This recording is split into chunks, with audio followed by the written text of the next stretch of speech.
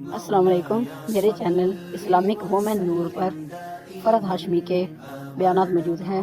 اگر آپ مزید بیانات سننا چاہتے ہیں تو برائے مہربانی میرے چینل کو سبسکرائب کر دیں. شکریہ.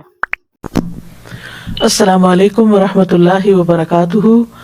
نحمده ونصلی علی رسولہ الکریم. اما بعد فاعوذ باللہ من الشیطان الرجیم. بسم اللہ الرحمن الرحیم. رب اشرح لی صدری ویسر لی امری واحلل عقدۃ من لسانی یفقہوا قولی. أعوذ بالله من الشيطان الرجيم.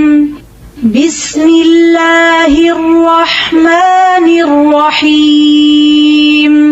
الحمد لله رب العالمين.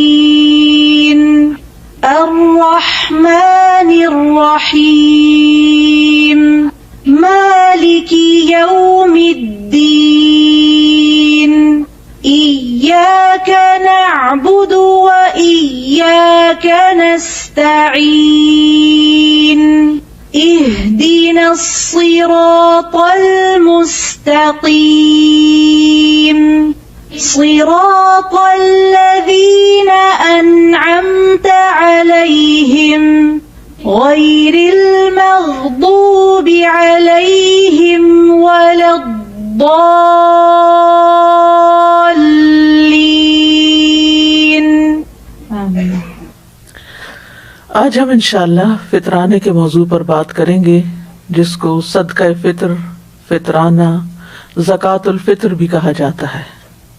یہ وہ زکوٰۃ ہے جو رمضان کے روزے ختم ہونے کی وجہ سے واجب ہوتی ہے. اس کو زکوٰۃ الرؤوس، سر کی زکوٰۃ، زکوٰۃ الرقاب، گردن کی رقاب، گردن کی زکوٰۃ، اور زکوٰۃ الابدان، جسم کی زکوٰۃ کا نام دیا جاتا ہے. یعنی یہ بھی نام اس کے رکھے گئے ہیں، لیکن عمومی طور پر اس پر صدقۃ الفطر یا زکوٰۃ الفطر کا نام بولا جاتا ہے.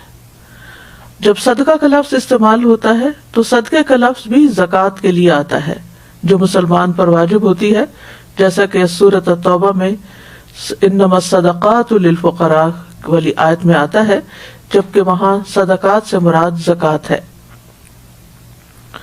اس کو زکوٰۃ الفطر کہا جاتا ہے. یعنی فطرہ کا مطلب ہوتا ہے پیدا ہونا، فطرت پر پیدا ہونا. گویا یہ انسان کی جان کی زکوٰۃ ہے، نفس کو پاک اور صاف کرنے کے لیے ہے. زکوٰۃ کا لغوی معنی بھی طہارت اور کسی چیز کا فروغ پانا اور برکت کے لیے استعمال ہوتا ہے. فطرہ یہ اس کا مادہ ہے، اس کا معنی ہے کسی چیز کا کھولنا اور اس کو نمایاں کرنا. اور شرعی اصطلاح میں یعنی دین کی اصطلاح میں زکوٰۃ الفطر کا معنی ہے یا تعریف یہ ہے کہ یہ وہ صدقہ ہے جو رمضان کے روزوں کے ختم ہونے پر ہر مسلمان پر واجب ہو جاتا ہے تاکہ وہ اسے پاک کر سکے. سبحان اللہ، سارا مہینہ روزہ رکھنے کے بعد بھی مزید پاکیزگی کی ضرورت ہے. پہلے جسمانی طور پر انسان روزہ رکھ کے پاکیزگی حاصل کرتا ہے، تزکیہ اور تقویٰ حاصل کرتا ہے، اور پھر آخر میں مال خرچ کر کے تزکیہ حاصل کرتا ہے. کیونکہ ہو سکتا ہے کہ ایک مسلمان روزے دار پر جو کام کرنے واجب ہوتے ہیں ان میں سے کہیں کوئی مخالفت نہ سرزد ہو گئی ہو، تو یہ دراصل اس کا کفارہ ہے. اور روزے رکھنے سے انسان ایک فریضہ ادا کرتا ہے، اور روزے ختم ہونے کے بعد شوال کے مہینے کے شروع ہونے پر یہ دوسرا فریضہ ہے جو ادا کیا جاتا ہے. حافظ ابن حجر کہتے ہیں کہ اس صدقہ کو فطر کی طرف اس لیے مضاف کیا گیا ہے کیونکہ یہ رمضان کے روزے ختم ہوتے ہی واجب ہو جاتا ہے. یعنی فطرہ کا مطلب ہے کھولنا. چونکہ رمضان کے بعد روزہ نہیں رکھا جاتا ہے اس لیے اس کا نام صدقۃ الفطر رکھا گیا، یعنی روزے کھولنے کا صدقہ. زکوٰۃ الفطر یا صدقہ فطر جو ہے یا فطرانہ جو ہے ہجرت کے دوسرے سال واجب ہوا. اسی سال زکوٰۃ فرض ہوئی. یہ اسی سال ہوا جس سال رمضان کے روزے فرض ہوئے. زکوٰۃ نہیں، رمضان کے روزے جس سال فرض ہوئے. یہ صدقہ ہر چھوٹے بڑے، مرد عورت، آزاد غلام، ہر مسلمان پر واجب ہے. اس کی اہمیت کے بارے میں سنن نبی داؤد میں ایک روایت آتی ہے، ابن عباس رضی اللہ عنہ سے روایت ہے، وہ کہتے ہیں کہ رسول اللہ صلی اللہ علیہ وسلم نے صدقہ فطر کو فرض قرار دیا تاکہ روزہ دار کے لیے لغو اور بیہودہ اقوال اور افعال سے پاکیزگی ہو جائے اور مسکینوں کو کھانا مل جائے۔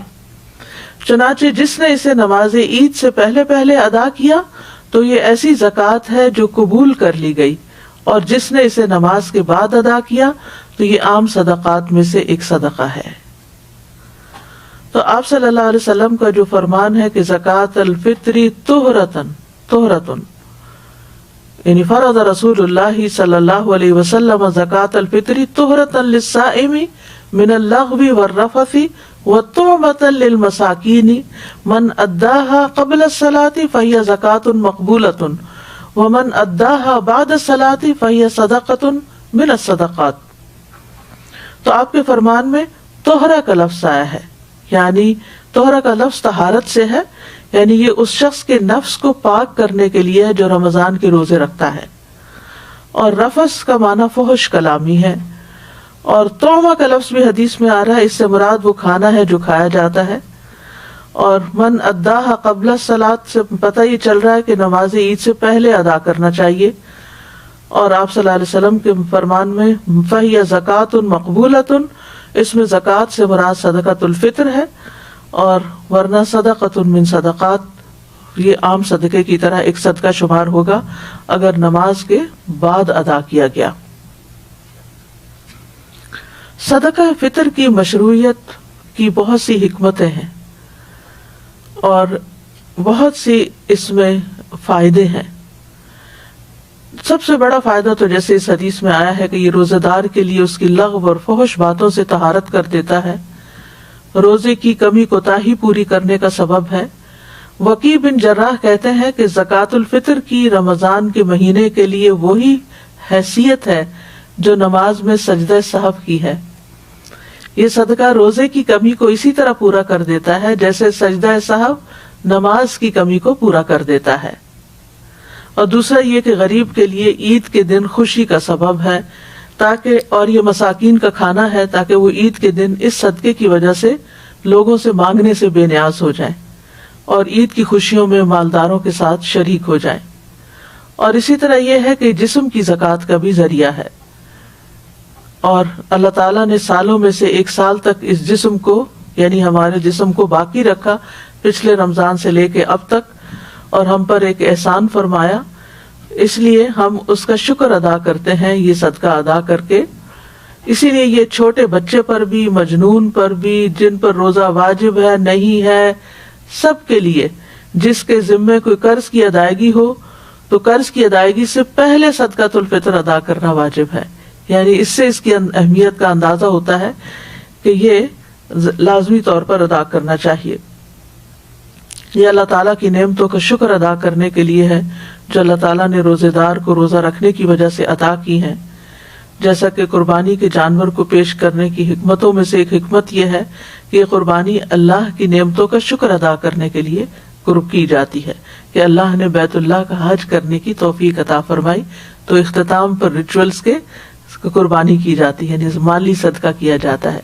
اسی طرح رمضان کے روزے رکھنے کے بعد ایک فریضہ ادا کرنے کے بعد آخر میں ایک مالی صدقہ ادا کیا جاتا ہے، اور معین وقت پر، اس کا ایک لمیٹڈ ٹائم ہے جس کے اندر اس کو ادا کرنے سے ہی یہ ثواب اور اجر عظیم حاصل ہوتا ہے۔ صدقہ فطر کی شرائط جو ہیں ان میں سے سب سے پہلا یہ ہے کہ مسلمان ہونا ضروری ہے۔ اگر کسی کے گھر میں کوئی ایسا میڈ وغیرہ کام کرتی ہے جو مسلم نہیں ہے تو اس کی طرف سے صدقہ الفطر ادا کرنا ضروری نہیں۔ عبداللہ بن عمر سے روایت ہے، رسول اللہ صلی اللہ علیہ وسلم نے رمضان میں مسلمانوں میں سے ہر انسان پر، آزاد ہو یا غلام ہو، مرد ہو یا عورت ہو، چھوٹا ہو یا بڑا ہو، کھجوروں کا 1 سا یا جو کا 1 سا صدقہ فطر مقرر کیا۔ یعنی اس کا مقصد یہ ہے کہ مسلمان اتنی مقدار میں اناج یا غلے کا مالک ہو جو غذا اس کے لیے کافی ہو اور اس کے اہل و عیال کے لیے کافی ہو، اور اس کے پاس عید کے دن اور رات کی خوراک سے زیادہ مقدار میں خوراک ہو، اور اس کے ساتھ اس کی اصل ضروریات بھی پوری ہو رہی ہوں۔ یعنی اگر کسی کے پاس اس دن کا کھانا ہے اور اس سے ایکسٹرا ہے تو اس کو بھی یہ زکوٰۃ ادا کرنی ہوگی. یعنی غریبوں پر بھی ہے یہ صدقہ. ابن عمر کہتے ہیں کہ رسول اللہ صلی اللہ علیہ وسلم نے لوگوں پر رمضان کا صدقہ فطرانہ مقرر کیا. یعنی آپ صلی اللہ علیہ وسلم نے مقرر کیا, قرآن مجید میں اس کا ذکر نہیں آتا. اور ایک اور اہم بات یہ ہے کہ اس میں نیت کا ہونا بڑا ضروری ہے, کیونکہ اعمال کا دار و مدار نیت پر ہے. اگر آپ ایسے ہی صدقہ دے رہے ہیں تو وہ صدقہ عام شمار ہوگا, وہ اس دائرے میں نہیں ہوگا, اور یہ اس صدقے کو ادا کرنے کا جو فریضہ ہے وہ ادا نہیں ہوگا, اور اس پر جو بے پناہ اجر ہے وہ اجر حاصل نہیں ہوگا, ورنہ صدقہ تو ہو ہی جائے گا. اور یہ نیت جو ہے یہ ادا کرنے سے پہلے ہوگی, نہ کہ ادا کرنے کے بعد. اور نیت کو تبدیل کرنا اس معاملے میں اور چینج کرنا, کبھی کچھ کرنا کبھی کچھ کرنا, یہ درست نہیں ہے. اور حدیث میں آتا ہے, سنن ترمذی کی روایت ہے کہ رسول اللہ صلی اللہ علیہ وسلم عید الفطر کے دن صبح نماز کے لیے جانے سے پہلے صدقہ فطر نکالنے کا حکم دیتے تھے, نماز کے لیے جانے سے پہلے. اور یہ ہے کہ ہر شخص خود بھی ادا کر سکتا ہے, اور گھر کا بڑا جو ہے وہ بھی سب گھر والوں کی طرف سے, اپنے بچوں وغیرہ کی طرف سے ادا کر سکتا ہے. یعنی جن کا خرچ اس کے ذمے ہے یا جن کی وہ کفالت کرتا ہے وہ اس کو ان سب کی طرف سے ادا کرے گا. رسول اللہ صلی اللہ علیہ وسلم نے فرمایا, ابن عمر کہتے ہیں کہ رسول اللہ صلی اللہ علیہ وسلم نے چھوٹے بڑے آزاد غلام کی طرف سے اور ان لوگوں کی طرف سے صدقۃ الفطر ادا کرنے کا حکم دیا جن کا خرچ تم اٹھاتے ہو. یعنی اگر آپ کوئی آپ کی زیر کفالت ہے اور اس کا خرچہ آپ کرتے ہیں اور آپ کے گھر میں رہتا ہے تو اس کا بھی آپ ادا کریں گے. علماء نے اس کے بہت سے فائدے بتائے ہیں اور اس کے اندر بہت سے پوائنٹس نکالے ہیں. صلاح المنجد کی کتاب ہے جس میں انہوں نے 50 نقطے اس صدقۃ الفطر سے نکالے ہیں, ان کا کچھ ذکر کروں گی یہاں پر. یہ کچھ علمی فوائد اور اقوال وغیرہ کے خلاصے کا مجموعہ ہے. سب سے پہلی بات یہ ہے کہ یہ ایک عبادت ہے. صدقہ فطر کو عبادت سمجھ کر ادا کرنا چاہیے, اور عبادت سے اللہ تعالیٰ کا تقرب حاصل ہوتا ہے. تو یہ تقرب حاصل کرنے کے عظیم اعمال میں سے ہے, اور اس کا تعلق روزے کے ساتھ ہے, روزے سے جڑا ہوا ہے. دوسری بات یہ, جیسے پہلے بھی ہو چکی, کہ صدقہ فطر واجبی صدقہ ہے, یعنی اس میں آپ کی آپشن نہیں ہے, آپ کو دینا ہی دینا ہے. اور اس کے واجب ہونے کی 2 وجوہات ہیں. نمبر 1 یہ کہ یہ روزے دار کو لغو اور جنسی باتوں سے پاک کرنے کے لیے ہے, اور دوسرا یہ کہ یہ عید الفطر کے دن مساکین کا کھانا ہے. صدقہ فطر کا مقصد کیا ہے؟ مقصد یہ ہے کہ مساکین اور نادر محتاج فقراء کے لیے فراخی کی جائے, اور اس دن ان کو مانگنے اور لوگوں کے منتیں کرنے اور ان کے آگے ہاتھ پھیلانے سے بے نیاز کیا جائے. صدقہ فطر جو ہے تزکیہ نفس کا ذریعہ ہے. یعنی جس طرح آتا ہے نا کہ اللہ تعالیٰ اللہم آت نفسی تقواہا وزکیہا, تو تزکیہ کرنے کے لیے کچھ اعمال کرنا ضروری ہوتے ہیں, جن میں سے ایک عمل یہ بھی ہے. پھر یہ کہ یہ ہر مسلمان پر فرض ہے, اور پھر یہ کہ یہ صدقہ اس پر بھی فرض ہے جو خواہ روزہ نہ بھی رکھے. روزہ نہ رکھنے کی وجہ کیا ہے؟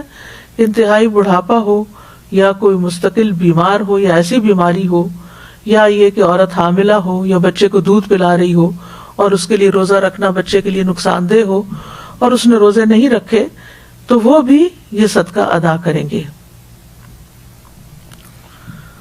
لیکن حمل میں جو بچہ ہے, پیٹ کا بچہ جو ہے, اس کا صدقہ نہیں ادا ہوگا جب تک وہ دنیا میں آ نہیں جاتا, پیدا نہیں ہو جاتا. لیکن اگر کوئی ویسے ہی دینا چاہے تو مستحب ہے, صدقہ ہی ہے, نکل جائے. واجب نہیں ہے, لازم نہیں ہے, اگر دینا چاہے تو اور بات ہے. پھر یہ کہ صدقہ فطر رمضان کے آخری دن سورج غروب ہونے پر واجب ہوتا ہے. سورج غروب ہونے پر واجب ہوتا ہے. اس سے پہلے نکال سکتے ہیں, لیکن وجوب کا ٹائم جو ہے وہ آخری روزے کے اختتام پر ہے. مثلا جو سورج کے غروب ہونے سے پہلے شادی کر لے, یا اس کا بچہ پیدا کر لے, یعنی بچہ پیدا ہو جائے, یا وہ اسلام قبول کر چکا ہو, تو اس پر یہ صدقہ فطر ادا کرنا لازم ہوگا. اور اگر سورج غروب ہونے کے بعد یہ اعمال کیے ہوں تو اس صورت میں صدقہ فطر واجب نہیں ہوگا. یعنی ایک ٹیکنیکل سی بات ہے. مثلا ایک بچہ مغرب سے بعد پیدا ہوا ہے تو اس پر واجب نہیں. اگر مغرب سے پہلے یعنی رمضان کے اندر پیدا ہوا تو اور بات ہے. اسی طرح اگر سورج غروب ہونے سے پہلے کوئی مسلمان ہو جائے, کلمہ پڑھے, تو اس پر یہ صدقہ آئے گا. لیکن اگر سورج غروب ہونے کے بعد اس نے پڑھا تو اس پر یہ واجب نہیں. دے تو مستحب ہے, پسندیدہ ہے. اسی طرح جو شخص واجب ہونے کا وقت پانے سے پہلے فوت ہو جائے, مثلا مغرب سے پہلے کسی کی جان نکل جائے, تو اس پر بھی صدقہ فطر نہیں ہوگا. لیکن اگر اس کی جان نکلی ہے مغرب کی اذان کے بعد یا سورج غروب ہونے کے بعد, تو پھر اس کے اوپر یعنی قرض ہوگا, اس کو ادا کرنا ہوگا اس کو دفنانے سے پہلے. پھر یہ ہے کہ صدقہ فطر کے لیے مال کا کوئی نصاب مقرر نہیں کہ آپ صاحب نصاب ہوں اور زکوٰۃ دوسری دیتے ہوں جو تو تبھی آپ کے اوپر یہ لازم ہے. نہیں, ہر وہ آدمی جو اپنی خوراک یعنی اپنی ذاتی اور اپنے کنبے کی پرورش کر رہا ہو اور اس کے پاس اس دن عید کے دن یا اس رات سے زائد غلہ موجود ہو تو اس پر صدقہ فطر واجب ہوگا. پھر ہر انسان اپنے اور اپنے زیر کفالت لوگوں کا صدقہ فطر ادا کرے گا, اور اپنی بیوی کی طرف سے بھی, خواہ بیوی کے پاس مال ہو بھی, اپنے بچوں کی طرف سے, اپنی محتاج اولاد اور محتاج والدین یعنی اگر والدین اس کے پاس رہتے ہیں تو ان کی طرف سے بھی, اور اگر کوئی بیٹی جیسے طلاق کے بعد یا بیوہ ہو کر واپس آ گئی ہے تو اس کی طرف سے بھی, کہ گھر کے ذمہ دار کو یہ سب کچھ. اسی طرح اس بیٹی کی طرف سے بھی جس کی ابھی رخصتی نہیں ہوئی اور وہ ابھی اسی گھر میں رہی ہے ماں باپ کے, تو ان کی طرف سے بھی وہ صدقہ فطر ادا کرے گا. اولاد اگر مالدار ہے تو اس پر ان کی طرف سے صدقہ فطر ادا کرنا لازم نہیں. یعنی اگر بچے جو ہیں وہ خود کماتے ہیں, اپنے گھر والے ہیں, تو پھر باپ کے اوپر ذمہ داری نہیں ہے کہ وہ ان بچوں کی طرف سے ادا کرے, وہ اپنا خود کریں گے اپنی طرف سے, اپنے فیملیز کی طرف سے. لیکن جو ڈپینڈنٹ اولاد ہے, گھر میں رہ رہی ہے, باپ کے ساتھ رہ رہی ہے کسی بھی وجہ سے, تو ان کا وہ ادا کرے گا. پھر اسی طرح طلاق رجعی کی صورت میں شوہر کا بیوی کی طرف سے صدقہ فطر ادا کرنا ضروری ہے. لیکن اگر کوئی بیوی طلاق بائنہ لے چکی ہے یا سرکشی دکھا کے ناراض ہو کے گھر سے نکل چکی ہے تو اس کا صدقہ فطر ادا نہیں کرنا ہوگا. اسی طرح بیٹے کے ذمہ سوتیلی ماں کا صدقہ فطر ادا کرنا لازم نہیں. یعنی اگر کوئی بچہ اپنے محتاج باپ کی بیوی کی طرف سے صدقہ ادا کرنا چاہے تو ضروری نہیں, اگر کرے تو احسان ہے, کیونکہ بیٹے کے اوپر باپ کی بیوی کا نان نفقہ لازم نہیں ہے, واجب نہیں ہے. اگر وہ دیتا ہے تو یہ بہت بڑا احسان ہے, لیکن اگر وہ نہیں دے سکتا یا نہیں دیتا تو اس پر کوئی گناہ نہیں. اسی طرح اولاد اگرچہ مالدار ہو لیکن اگر والد ان کی طرف سے دینا چاہے تو دینے میں حرج کوئی نہیں ہے, یہ ثواب کا کام ہے, لیکن اس پر واجب نہیں. دیکھیے یہاں دو باتیں ہو رہی ہیں, کنفیوژن نہ ہو. ایک ہے واجب لازم آپ نہیں دینا ہے, اور ایک یہ ہے کہ آپ دینا چاہے تو دے دیں, اور اگر آپ نہیں دینا چاہتے تو آپ کے اوپر کوئی پوچھ نہیں ہے.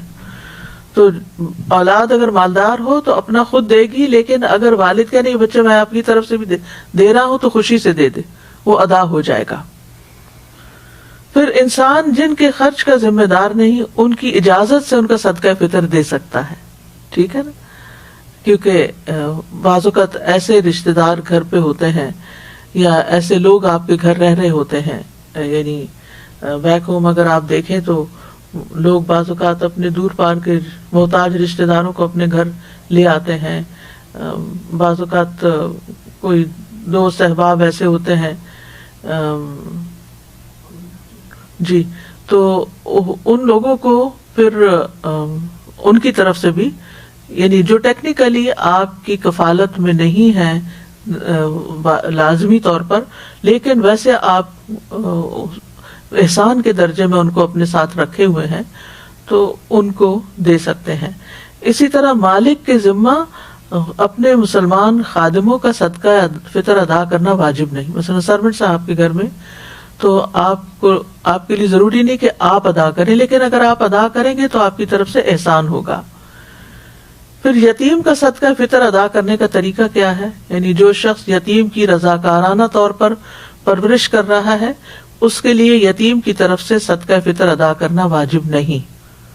اگر یتیم کے پاس مال ہے تو اس مال سے صدقہ فطر ادا کیا جائے گا. اگر اس کے پاس مال نہیں تو یتیم کا صدقہ فطر اس شخص پر ادا کرنا واجب ہے جو شرعی طور پر یتیم کو خرچ دینے کا ذمہ دار ہے.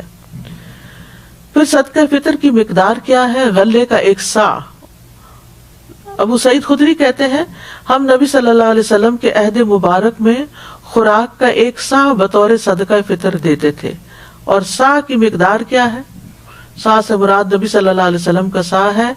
یہ اس آدمی کی ہتھیلیوں کے 4 چلو بنتے ہیں جس کی جسمانی بناوٹ درمیانے درجے کی، چھوٹا بالکل بھی نہ اور بہت بڑا بھی نہ ہو، 4 چلو بنتے ہیں. اور تول اور وزن اس چیز کے مختلف ہونے کی وجہ سے مختلف ہیں جن چیزوں سے صاع بھر جاتا ہے. اگر آپ نے تول کر 1 صاع نکالنا ہو تو یہ یقین دہانی کرنا ضروری ہے کہ یہ تول اس صاع کے برابر ہو چکا ہے جس کے مطابق آپ نکال رہے ہیں، اور یہ تقریباً 3 کلو چاول بنتے ہیں.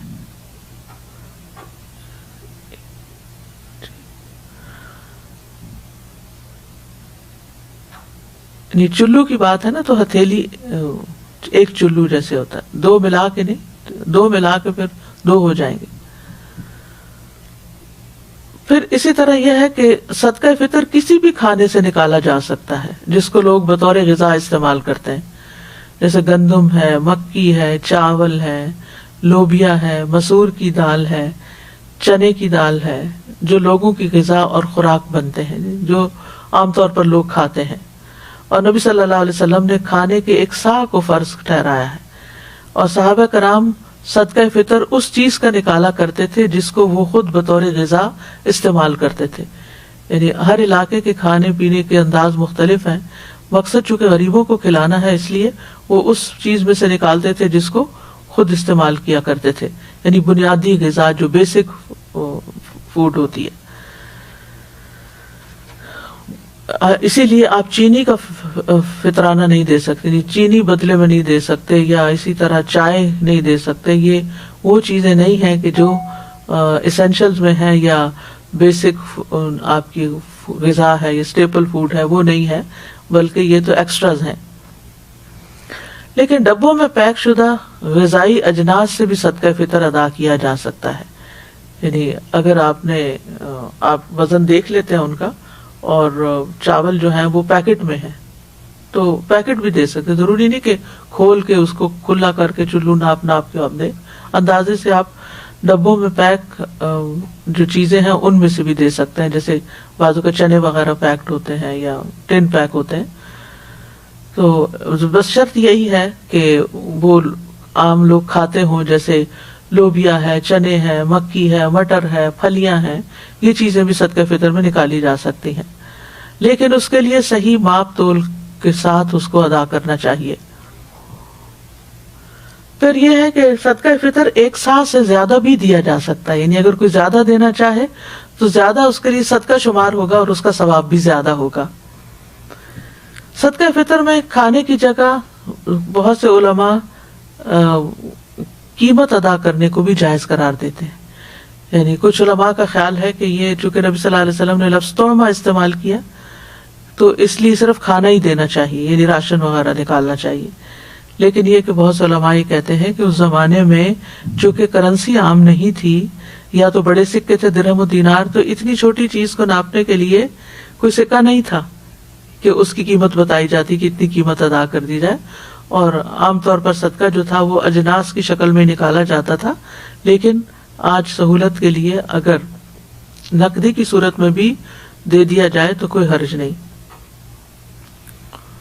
اور افضل تو یہی ہے کہ کھانے کی کوئی چیز دی جائے، لیکن اگر کھانے کی چیز نہیں دے سکتے، نہیں پہنچا سکتے، تو آپ پیسے بھی دے سکتے ہیں. مثلاً اب جس طرح لوگوں کا رہنے کا لائف سٹائل ہے، تو اور خصوصاً کورونا کی وجہ سے لوگ گھروں میں بند ہیں، اور مساکین لینے والے بھی اور دینے والے بھی، تو ایسی صورت میں پیسے تو آپ ہی ٹرانسفر کر دیتے ہیں کسی کے لیے، یا آپ کسی بھی ذریعے سے اس کو دوسرے تک پہنچا سکتے ہیں. یعنی کسی بھی وائر کے ذریعے، لیکن فزیکلی فوڈ لے کر کسی کے گھر تک جانا یا پہنچانا، بعض لوگ ایسی جگہوں پر رہتے ہیں، عین بیچ سمندر کے رہتے ہیں، بعض لوگ شپس میں کام کر رہے ہوتے ہیں، بعض لوگ کسی دور پار جزیرے میں رہ رہے ہوتے ہیں، وہاں ان کے پاس کوئی مسکین وغیرہ نہیں ہے، تو ایسی صورت میں وہ پیسے بھی دے سکتے ہیں۔ آج بھی آپ دیکھیں دیہاتوں میں یہ چیز بہت عام ہے کہ لوگ غلے کو بطور کرنسی استعمال کرتے ہیں، یعنی اور یہی صورت عہد رسالت میں بھی تھی۔ اور تومہ کا لفظ اگرچہ خوراک کے لیے آتا ہے، لیکن تومہ کا لفظ کسی اور یعنی کہ دوسرے معنوں میں بھی استعمال ہوا ہے۔ تو ویسے صدقہ فطر میں قیمت نہ دینے کی حکمت کیا ہے؟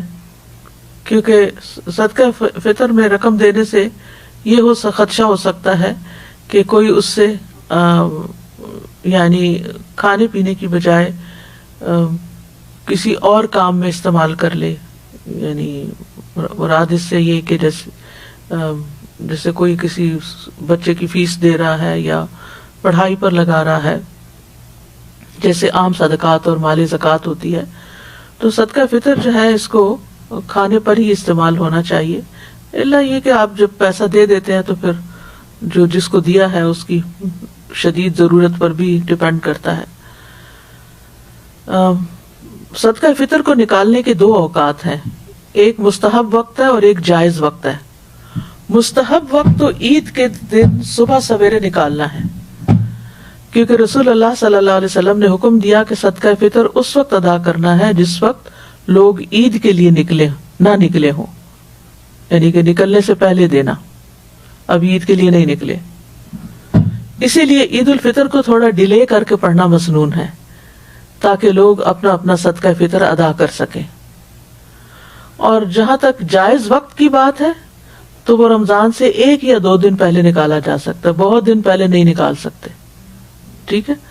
یعنی فطرانے کو نکالنے کا اول وقت جو ہے وہ 28ویں کی رات ہے، کیونکہ نبی صلی اللہ علیہ وسلم کے صحابہ رمضان کے 1 یا 2 دن پہلے ہی صدقہ فطر نکالا کرتے تھے، اور رمضان کا مہینہ کبھی 30 دن کا ہوتا ہے، کبھی 29 دن کا ہوتا ہے۔ ابن عمر سے روایت ہے، وہ کہتے ہیں لوگ انہیں عید الفطر سے 1 یا 2 دن پہلے صدقہ فطر دے دیتے تھے، یعنی جو صدقہ وصول کرنے پر متعین ہوتے تھے، لیکن 2 دن سے پہلے نہ نکالا جائے، اور اگر نکال چکے ہیں تو بہتر ہے دوہرا لیں، کیونکہ صحابہ کی سنت یہی ہے۔ پھر اسی طرح صدقہ فطر میں نائب مقرر کرنے کا جواز بھی ہے، ٹھیک ہے، کہ مثلاً آپ اپنا صدقہ کسی فلاحی تنظیم کو دے سکتے ہیں، کسی آرگنائزیشن کو دے سکتے ہیں، اور وہ آپ کے بہاف پر آگے ڈسٹریبیوٹ کریں، یہ طریقہ بھی درست ہے۔ یعنی بعض اوقات آپ مسکین کو ڈائریکٹ ہاتھ میں دیتے ہیں، اور بعض اوقات آپ کسی آرگنائزیشن کو دیتے ہیں تاکہ وہ آگے پہنچا دے، اور صرف یہ ہے کہ یہ انہی کو دیں، انہی تنظیموں کو دیں جن کے بارے میں آپ کو یقین ہے کہ وہ نماز سے پہلے آپ کا صدقہ فطر غریبوں تک پہنچا دیں گی، اس کو سال بھر جمع کر کے نہیں رکھنا چاہیے، اور جان بوجھ کر ڈیلے نہیں کرنا چاہیے صدقہ فطر کو، اور یہ حرام ہے۔ اگر کوئی مؤخر کرتا ہے تو اس پہ قضا تو لازم ہوگی، لیکن وہ اجر و ثواب کھو دے گا۔ عید کی نماز ادا کرنے کے بعد صدقہ فطر ادا کرنا یعنی مکروہ میں سے آتا، ہو جائے گا لیکن وہ مستحب اور جو افضل وقت ہے، یہ تقرب کا وقت ہے، وہ نکل گیا۔ اور پھر اسی طرح یہ ہے کہ ابن عباس کہتے ہیں رسول اللہ صلی اللہ علیہ وسلم نے صدقہ فطر کو فرض قرار دیا، چنانچہ جس نے اسے نماز عید سے پہلے پہلے ادا کر دیا تو یہ ایسی زکوٰۃ ہے جو قبول کر لی گئی، اور جس نے نماز کے بعد ادا کیا تو یہ صدقات میں سے صدقہ ہے ایک، اور اس کا مقصد بھی فوت ہو جائے گا، اور وہ ہے فقیر لوگوں کو خوشی کے دن مانگنے سے بے نیاز کرنا۔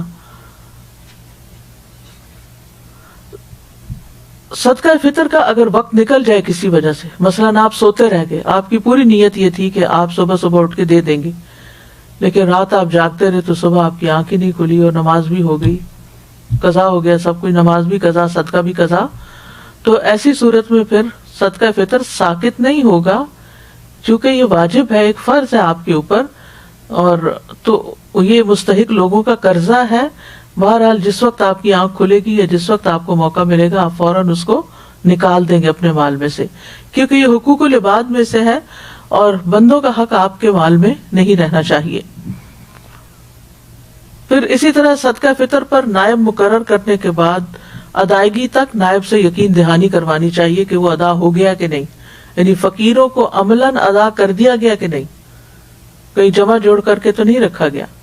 اور اسی لیے فلاحی تنظیموں کی یہ ذمہ داری ہے کہ وہ وقت سے پہلے کچھ اناج خرید لیں تاکہ جو لوگ پیسے دیتے جائیں ان کے حصے کا وہ غلہ نکال نکال کے فقیروں کو بانٹتے چلے جائیں یا پھر ان کے گھروں تک پہنچا دیں. لیکن لوگوں کے کہے بغیر فلاحی تنظیمیں خود پہلے سے صدقہ نہیں بانٹ سکتی کہ اگر کوئی آئے گا تو بس پیسے رکھ لیں گے کہ ہم تمہارا دے چکے ہیں. ایسے نہیں ہو، جیسے کہتے ہیں قرآن پڑھ کے رکھ لیا تو صدقہ نکال کے رکھ لیا نہیں ہوگا. جب کوئی کہے گا کہ میرا صدقہ نکالا جائے اور وقت پر کہے گا تو وہی دراصل صدقہ ادا ہوگا. اور صدقہ فطر کے جو مصارف ہیں وہ عموماً کہا جاتا ہے کہ زکوٰۃ کے مصارف میں، لیکن یہ ہے کہ ایک قول یہی ہے کہ یہ فقیروں اور مسکینوں کا حق ہے، اور ابن تیمیہ اور ابن قیم نے اسی قول کو ترجیح دی ہے کہ یہ فقیروں اور مسکینوں کو ہی دینا چاہیے، باقی سب کے لیے نہیں ہے. اور صدقہ فطر کے لیے نیک فقراء کو تلاش کرنا چاہیے. اگر پتہ چلے بعد میں کہ جس کو صدقہ فطر دیا گیا وہ غنی تھا تو دینے والے کو کوئی نقصان نہیں ہوگا، اس کی ادائیگی ہو جائے گی، لیکن لینے والے کو نہیں لینا چاہیے کیونکہ اس کو پتہ ہے کہ وہ نہ فقیر ہے نہ مسکین ہے. صدقہ فطر میں ظاہر پر معاملہ کرنا ہوگا کہ جو فقیر مسکین نظر آتا ہے اپنی گفتگو سے یا لباس سے یا حالت سے. باطن کا مالک اللہ جانتا ہے کہ کون مانگ مانگ کے کتنا امیر ہو چکا ہے، یہ اللہ کو پتا ہے. اسی طرح صدقہ فطر مسجد میں یا خیراتی منصوبوں میں نہیں دیا جا سکتا، چیریٹی کے پروجیکٹس میں نہیں دیا جا سکتا. یہ غریبوں اور فقیروں کا ویسے ہی حق ہے. ایک صدقہ جو ہے وہ متعدد افراد کو، اور متعدد افراد کا صدقہ ایک شخص کو دیا جا سکتا ہے. یعنی ایک فطرانہ 5 لوگوں میں بھی بانٹ سکتے ہیں اور 5 فطرانے ایک شخص کو بھی دے سکتے ہیں. اور فقیر آدمی جب کسی سے صدقہ فطر لیتا ہے اور وہ اس کی ضرورت سے زیادہ ہو تو وہ اس میں سے اپنی طرف سے یا کسی فرد کی طرف سے بھی صدقہ فطر ادا کر سکتا ہے جس کا خرچ اس کے ذمہ ہو. ٹھیک ہے. اور جس کے صدقہ فطر ادا کرنے کا انسان ذمہ دار ہو اس کو صدقہ نہیں دیا جا سکتا. یعنی جو آپ کی زیر کفالت ہیں اور جن کا نان نفقہ آپ کے اوپر ہے، آپ ان کو صدقہ فطر نہیں کھلا سکتے. جیسے ماں باپ ہیں یا حقیقی اولاد ہے، ان کو نہیں دے سکتے. ہاں فقیر رشتہ دار وغیرہ کو صدقہ فطر دیا جا سکتا ہے، یعنی بہن بھائی ہیں یا بھانجے بھتیجے ہیں یا ان میں سے کوئی ایسا ہے تو اس میں صدقہ بھی ہے اور صلہ بھی ہے، صلہ رحمی بھی ہے. صدقہ فطر اپنے علاقے والوں کو دینا چاہیے جو اسی شہر یا ملک سے تعلق رکھتے ہوں. اگر اس کا مال کہیں اور پر ہے، کسی اور ملک کے بینک میں ہے تو وہاں سے بھی ادا کر سکتا ہے، اور اگر ضرورت ہو تو کسی اور ملک میں بھی روانہ کیا جا سکتا ہے جہاں فقراء کی تعداد زیادہ ہو. یعنی اس معاملے میں وسعت ہے. ہاں صدقہ فطر غیر مسلم کو نہیں دیا جا سکتا، چاہے وہ کوئی کتنا ہی قریبی سرونٹ یا ہیلپر کیوں نہ ہو. صدقہ فطر میں عیبدار چیز نہیں دینی چاہیے. ایسا غلہ فطرانے میں دینا جس میں کوئی عیب ہو یہ ایک غلطی ہے.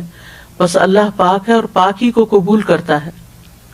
تو اللہ تعالیٰ سے ہم دعا کرتے ہیں کہ اللہ تعالیٰ ہمیں ان کاموں کی توفیق دے جن کو وہ پسند کرتا ہے، جن سے وہ راضی ہوتا ہے، اور ہر طرح کی حمد. وآخر دعوانا ان الحمد للہ رب العالمین.